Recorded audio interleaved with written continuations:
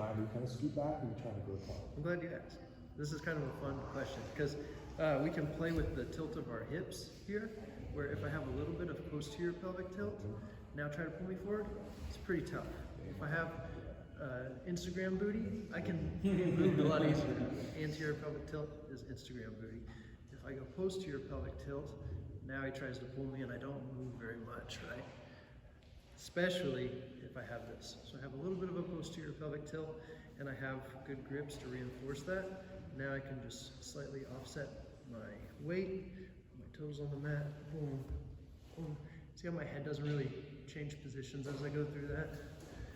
Like I don't want my elbows to bend and have to straighten them out, and I don't want my head to move and have to adjust my head as I go through that first one. Good question. So now, if that one's challenging for you, if you don't have the best external hip rotation, we can start to go either double collar or belt, something closer to his center line, and now I can grab the sleeve, okay? And I'll try to post the sleeve on his body. That way, now I make a slight shift to this side so I can step close to his hip, kind of like what you were asking about, Trent. But since I'm controlling the sleeve, he can't underhook me. That's why I'm stepping up on the same side of the sleeve I control. So remember, the hand that we have trapped is to block him from underhooking. If I don't have this trapped and I try to stand, he can muscle sweep me, or he can go into my legs. So I want to make sure I get this grip, I start to offset, step up, and see how I've kind of pointed my hips forward to where I'm in like a split squat stance. Now I can stand straight up, and I'm going to lift Luke's grip off the mat. Right? I have strong control here.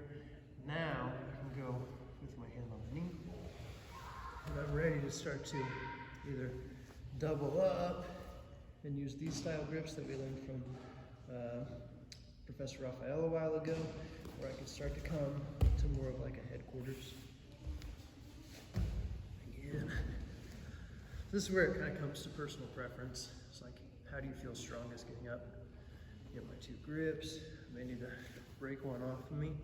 Now I can control this sleeve. See how I'm trying to keep my grip on top of Luke's wrist? Now, offset my weight, step up to the side, but I'm controlling the sleeve, square my hips. Boom, I step up, pull this off the mat. I can go. I could even start to go back into our butt flop that we learned last week. Quickly becoming a fan of that one. Does that make sense, everybody? Yes, sir. You want me to see it again? Can I see it one more time? Sure, absolutely.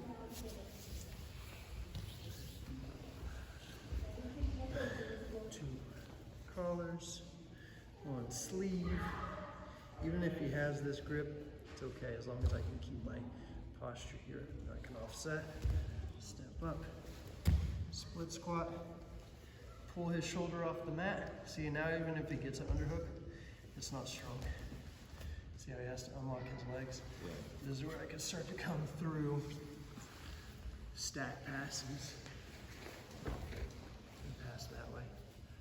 Does that make sense? Yeah. Everybody good there? Question? On that butt flop pass, are you driving with your head, like head position, like basically the same question, head position on there, are you like driving with your head to shoulder, or is it just more like just there? You know what I'm saying? I'm trying to get my head close to his chin. Okay. Yep. That's a good question.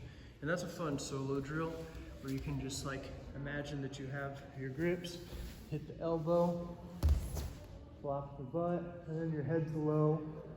I can beat him with my head in the shoulder, or my head could be closer to the hip. So you are using it as your post on them to keep them in position if they try to come in you? Yeah. Yeah, I want to keep my head, I think preferably on his shoulder, on this far shoulder. Okay. Good stuff, guys. Anything else? Let's party. On two, 1, 2. Mix it up.